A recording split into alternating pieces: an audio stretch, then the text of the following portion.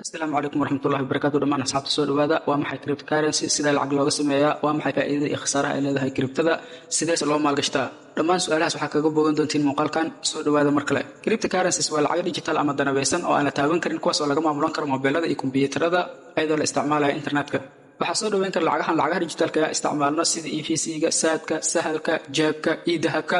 iyo kuwa kale oo dhigmo. balse waxyaabaha ay ku kala duwan yihiin waxaa kamid ah lacagaha digitalka ah isticmaalno waa kuwa local ah ama wadanka gudihiisa ku eg halka lacagta kriptada ay tahay mid international oo wadamada dhan laga isticmaali karo. sidoo kale lacagaha isticmaalno waa kuwa stable ama xasiloon waxaana ku jaango ay yihiin dollarka Mareykanka. tusaale ahaan $100 oo EVC ama saad ama sahal ama jabhada telefoonka ku dhax taalo sanado kadib isla $100 bay ahaanaysaa oo isma bedelayso mar walba waxay la qiimo noqonaysaa $100 ee caadiga. halka kriptada ay tahay lacag dhaqdhaqaaq sameynayso marna kor u kac sameynayso marna hoos u dhac sameynayso waxay la qiimo tahay sida dahabka oo kale. si aan si fiican ugu sii faahno waxaa tagaynaa mid kamid ah exchange-yaasha laga maalgashan karo lacagta kriptada oo la dhaho Binance. marka Binance saan soo galno waxaa arki karnaa dhammaan lacagaha kriptada ee la maalgashan karo ama la gadan karo. lacag kastana waxay leedahay qiimo u gaar ah, magac u gaar ah iyo sidoo kale astaan u gaar ah. lacagtan hadda ugu weyn oo kale hadda isla fiirina ee Bitcoin-ka qaab ahaan waxay u egtahay sida shilin Soomaaliga birta oo kale waxaana astaan u leh ba'da saddexda ugu qoran. sidoo kale kalarkeeda marka isla fiirina waa dahabi ama qaab samaysankeeda wuxuu u egyahay sida dahabka oo kale. qiimaheedana waa $97,000 waqtigan. sidoo kale maalmaha soo socda waxay ku dhaafi kartaa $100,000. lacagta ku xigtana waa Ethereum-ka ayadana qiimaheeda wuxuu joogaa $3,600 iyo jajab. maalmaha soo aadanna wuxuu gaari karaa ilaa $4,000. sidoo kale lacagaha mustaqbalka fiican leh qiimahooda uu aad u yar yahay waxaa kamid ah XRP-ga qiimahoodana waa $2. sidoo kale Ethereum-kan maanta qaaliga oo ilaa $40,000 ku sii dhow iyo Bitcoin-kan oo $100,000 ku dhow waxaa jirta xilli saan oo kale $2, $0.5, $1 iyo ka yar bay soo ahaayeen. sidoo kale mar walba suuqan wuxuu bixiyaa fursado. tusaale ahaan hadda coin-kan leeyahay Gala oo kale wuxuu maraa 0.05 marka qofkii hadda maanta ku maalgashto $5 oo kaliya wuxuu helaa 100 coins. 100kaas coins uu maanta helayo $5 kaliya ugu fadhiyaan. laakiin sanadka soo socdo kale hadduu $1 bas gaaro meesha ugu yar $1 kaliya hadduu gaaro wuxuu helaa $100. marka qofkii maanta $100 ama $1,000 oo kale ku maalgashto waa dareemi kartiin faa'iidooyinka uu ka heli karo sanad ama bilooyin gudahood. sidee lacag looga sameeyaa marka saddex qaab midkood lacag waa loo sameyn karaa. waa tan koowaad inuu maalgashto lacagtan kriptada sida dahabka iyo dhulalka loo maalgashto kale inuu maalgashto lacagta hadda uu haystana lacag kripto uu ugu bedesho sanado kadib marka lacagahaas kor u kac sameeyaanna inuu iska sii gado halkaas faa'iido fiican uu ka helo. waa tan labaad inuu trade sameeyo ama ganacsi maalinle ah suuqan 24 saac walba wuxuu sameeyaa kor u kac iyo hoos u dhac. qaybtan waxay u baahan tahay marka aqoon soo qofka aqoontiisa kaashanayo wuxuu gadan karaa coinsya ama lacagaha uu isleeyahay way kici karaan ee dhulka markaas yaallo uu gadanaa kadibna marka lacagahaas kor aadaan uu isdhaho faa'iido fiican ku korto uu iska gadaa si maalinle uu faa'iidadiisan u qaadanaa. midda saddexaad ee lacagta loo sameyn karana waa exchange ama sarifaad. qofka wuxuu samaysanaa akoon lacag badan oo USDT ku kaydsanaa kadib waxaa la soo xiriirayaan dad fara badan oo rabaan inay kriptada maalgashtaan haystana lacagaha localka sida EVC-ga, saadka iyo sahalka iyo waxyaabahaas haystaan una baahan lacagta kriptada USDT-da. marka lacagahaas USDT-du siinaa lacagihii localku ka qaadanaa lacag kale oo wuxuu ka qaadanaa haddana exchange ah. sidaas la mid ah markay haddana lacagtooda kala soo baxaan USDT-da ama kriptada waxay kasoo faa'iidaan telefonkooda rabaan inay ku shubtaan wuxuu siinaa lacagihii localka ee u baahnaayeen lacagta USDT-da ka qaadanaa marka haddana lacag sarif uu ka qaadanaa halkaasuna ka faa'iidi karaa. maxaa kamid ah marka faa'iidada kriptada marka ugu horeysa lacagtan waa lacag international ama caalami ah oo bedeli doonta lacagaha hadda isticmaalnay aan naqaano waana lacag maalgashi. lacagaha hadda aan naqaanay isticmaalna waa lacag stable ama xasiloon. tusaale ahaan $100 hadda maanta meel dhigano 10 sano kadib isla $100 bay ahaanaysaa wax ku kordhay ma lahan balse qiimaheeda hoos u dhacaa. oo $100 10 sano ka hor wixii uu qaban jiray maanta ma qaban karo. sidaas la mid ah $100 maanta waxa uu qabto 10 sano kadib ma qaban karo. halka $100 haddii kripto ahaan loo bedelin uu gaari karo ugu yaraan $1,000 ilaa $10,000. sidoo kale lacagtan kriptada waxaa lacag far badan oo sii dulsameyn kartaa saddexda qaab ee hore oo soo sheegnay oo ah inaad ka trade gareysid lacagaha kaaga soo baxaana qaybna inaad ku invest gareysatid ama ku maalgashatid lacagta kriptada qaybna sarif ahaan dadka uga sii gadid. sidoo kale lacagtan dawlad maamusho malahan oo ku canshuurayso ama ka xayirayso ama ku weydiinayso lacagta meesha ka keentay meesha u wadid. sidoo kale lacagtan xilliga doontida maalgashan kartaa ilaahay saqda habeenimo ahaato mana ka walwaleysid saa lacagtada dib uga bixi lahayd. oo maalgashada hadda aan naqaano haddii aad share gadatid ama dhulal aad gadatid inaad lacagtada kala baxayd waqtiga qaadanaysa waa inaad heshid dad kaa gata ama kaala wareego. laakiin lacagtan way ka duwanta xilliga doontida la bixi kartaa xaddiga doontida waa la bixi kartaa. tusaale ahaan $100,000 maanta daa bangi geysatid berita aad ku noqotid isla $100,000 u baahan hadda lagu wada siinaayo waxaa jirta xaddi loo ogolay qofka maalinkii in uu la bixi karo. sidoo kale lacagtan waxaa ku maalgashan kartaa lacag yar oo uma baahnid lacag badan inaad haystid si aad u maalgashatid. bil walba baahiyaha gaarka inta ka soo hartaa ku sii maalgashan kartaa $10, $20, $30, $100. sidoo kale lacagtan hadda maalgashatid sanad walba waxaa helaysaa faa'iido aadan u dhididin.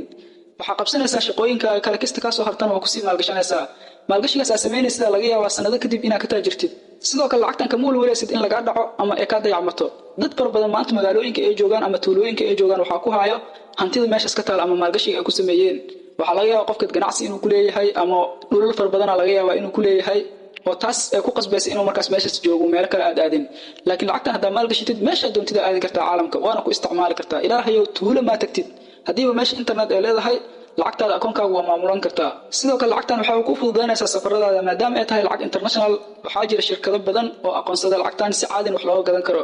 iyo sidoo kale exchange-yaal waaweyn oo caalamka oo dhan ku yaalaan oo ku sarifayaan marka wadan walba aad tagtid exchange-yaashaas la xiriiraysaa xadiga aad doontida ka sarifanaysaa lacagta wadankaas oo bedelani lacagtaada cid og ma lahan inta ay la tira la eg tahay sidoo kale waxaa jira wadamo badan oo Yurub iyo Asia iyo America ku yaala oo ayagana ka fikirayaan in lacagtan kriptada ay noqoto lacag suuqyada si caadi wax looga gadan karo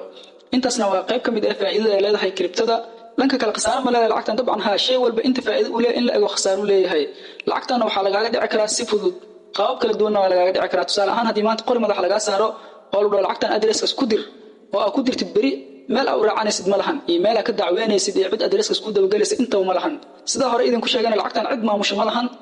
lacagtii laga dirsado waa laga dirsado hadii aad diidid oo isku adkaysidna waxa laga yaabaa in lagu dilo noloshaada ay galaafato sidoo kale khasaaraha waxa kamid noqon kara qofka inuu ilaawo akoonkiisa iyo passwordkiisa hadii passwordka ama furaha kaliya uu ilaawo inta badan waa la xalin karaa laakiin qofka akoonkiisa hadii uu ilaawo خلاص lacagtaas uu ka sabraa dadka badigooda waxa laga yaabaa ayagoo aan ka taxadirin in akoon iska sameystaan iska maalgashtaan hadhoodin akoonkii ay garan waayaan laga yaabaa dadka qaar waxa laga yaabaa in qof kale uu sameeyay marka qofka akoonka sameeyay haduu si fiican uga taxadirin asna uu lumi karaa oo labada qofood bari inay isku dhagaan iimaanayso inta marka aad wax maalgashanin akoon aad hubtid sameyso ama qof markuu ku sameeyo xogtiisa kaydso si fiican meel u dhigo sidoo kale khasaaraha waxa kamid noqon kara in akoonkaaga la jabsado ama lagu daba maro inta badan scammers kamid ah ma sameeyaan oo akoonadan amniyadooda aad loo adkeeyay laakiin waxa laga yaabaa qof ku dhow walaalkaaga ama saaxiibkaaga ama qof si un kuugu dhow ku kalsoonto ay iska ilaalinaynin in lacag uu ka dirsado oo uu ku daba maro akoonkaaga soo furan mobilkaaga ama computerkaaga akoonka soo kacsana laga yaabaa inuu gacanta ku dhigo kadibna uu lacag ka dirsado si asataas kugu dhaca marka akoonkaaga security u sameyso inta badan exchange-yaasha wax laga maalgashto way leeyihiin security-gaas ku xiro hadii aad mashquulaysidna computerka ama mobilka midka ka isticmaalaysid loo garay taas marka waxa badbaado u tahay in lagu daba maro akoonkaaga sababtoo ah computerkaaga ama mobilkaaga waxa kugu xiran security lock screen ah sidoo kalena akoonkana waxa ku xiran security xogtaadana cidna la wadaagin ilaa hal qofood oo ay leedahay hantidaada uu dhaxli karaa raalina oga taado maanta hantidaada qaato sidoo kale khasaaraha waxa kamid noqon kara in adiga hantidaada ay dhimaatiin maadaama akoonkan amnigiisa aad loo adkeenayo laga yaabo lacag far badan inay kugu jirto waxa laga yaabaa adoon qofna la wadaagin inaad dhimatid cid markaas akoonka lacag kale bixi kartana ma lahan lacagtaadana way ka soo daba dhimanaysaa marka waa sababta hadii idin dhahay la wadaag qof hantidaada dhaxli karo ama adoon nool haduu qaato taa hantidaada raali oga taado oga sabri kartid sidoo kale khasaaraha waxa kamid noqon kara in scammers ay ku helaan qaab kala duwan inay ku heli karaan waxa laga yaabaa inay isaga ka soo dhigaan dad exchange ama sariflayaal ay ku dhahan lacagtaada USDT anaga noo soo dirsa anaga ku sarifayna si hufan kugu shaqeynayna macaamiisheena waa soo dhaweena iyo hadal ku soo jiidan karo marka aamintid oo lacagtaada aad dirstidna waxa laga yaabaa in cirka ku fiiriyaan sidoo kale waxa laga yaabaa in application ay soo sameystaan oo application-kaas ay bombooniyaan ee dhahan dadka application-kaas wax laga maalgashan karaa ee kriptada ka maalgashta marka dad badan soo galaan application-kii oo lacagta ay ka maalgashtaan waxa laga yaabaa in hawada laga saar lacagihiina ayaga ay qaataan marka si arintaas aad uga badbaadid dad kale exchange-ga oo lacagta ka sarifanaysid ha noqdaan dad taqaanid ama dad ka adeegto oo wax ka sarifada aad taqaanid oo meel loo raacan karo ay leeyihiin sidoo kale awabka wax ka maalgashanaysid ha noqdaan awabka waaweyn oo la yaqaan wax laga maalgashanayo sida Binance-ga, Coinbase-ka, KuCoin-ka, Coinex-ka marka awabkaas wax ka maalgasho sidoo kale khasaaraha waxa kamid noqon kara lacaga aad maalgashatay oo aad rajaynaysid inay kor u kacaan inay hoos u sii daataan taasna waxa ku xalin kartaa marka inaad iska analyze garaysid lacagihii sidoo kale hadii hoos u daataan lacagta aad kala bixin oo marka horeba lacagta aad maalgashiga ku sameynaysid lacag markaas degdeg ah u baahan tahay inaysan ahaan fiican oo hadii degdeg lacagta aad u baahan tahay hoosna u dhacdo aana kala baxay lacagta ayada hoos u dhacsan khasaara ku jirta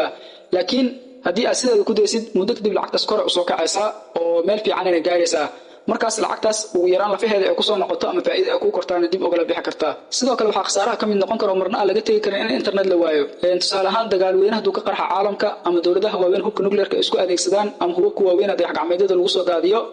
meeshaas waxa ka dhalan karta marka khasaaro sidoo kale waxa dhici kara mucjisooyin iyo musiibooyin rabbaani ah oo burburiyaan internetka hadii marka internetkaas la waayo dadka kriptada maalgashada waxa la kulmi karaan khasaaro aanan caadi ahayn sidoo kale kaligood ma ahan bangiyada iyo dhammaan shirkadaha dhan waxay isticmaalaan ama ku tiirsan yihiin internetkaas dhaqaale burbura caalamka oo dhan ka dhacay balaalis la qabana baas ma lahan waana waxyaabo dhici kara waxyaabahaas oo khasaaraha kamid noqon karo marka intaas khasaarada kaga imaano sidee loo maalgashan karaa ama qofka maalgashanaya steps ama talaabooyin nooc ah uu qaadi karaa talaabada koowaad ee qofka uu qaadi karo waa inuu la soo dego mid kamid ah exchange-yada laga maalgashan karo lacagtan kiribtada sida Binance, KuCoin, Coinex iyo kuwo kale oo badan jiro. Marka exchange-yaashaas mid kamid ah la soo daga account oo ka samaysanaa. Marka inta samaysid kadib waxa u baahanaysaa lacag USDT oo ku maalgashatid lacagtan kiribtada. Lacagta USDT marka waxa ka helaysaa qolooyin wax sarifaan sida YXC oo kale waana company isku haleen karo. lambarka kala xiriiraysiina waa lambarkan shaashada idinka muuqdo astaantaas uu leeyahay. marka shirkadan lacagtaada u diraysaa EPC isaad isaal ijaab waxa haystid ayada u diraysaa waa la xiriiraysaa kadibna waxa u diraysaa addresska inadooga isticmaalaysid addresskaas lacag kugu soo shubayaan. marka kadib kiribtada maalgashanaysaa oo gadanaysaa. lacagtaas marka gadatid muddo kadib lacagta markay faa'iido fiican samayso ama kor u kac samayso lacagtaada hadana waxa ku ceshan kartaa USDT da oo dib suuqa uga bixi kartaa. kadib hadaa u sii baahatidna waxa ku wareejisan kartaa teleefankaaga. marka steps-kaas oo dhan course ka diyaariyo oo free ah YouTube-kana taala kanaalkana arkaysiin inaad ka heli kartiin. sidoo kale wixii caawimaad u baahatiin waxa igala soo xiriiri kartiin lambarkaas hoos ka muuqdo.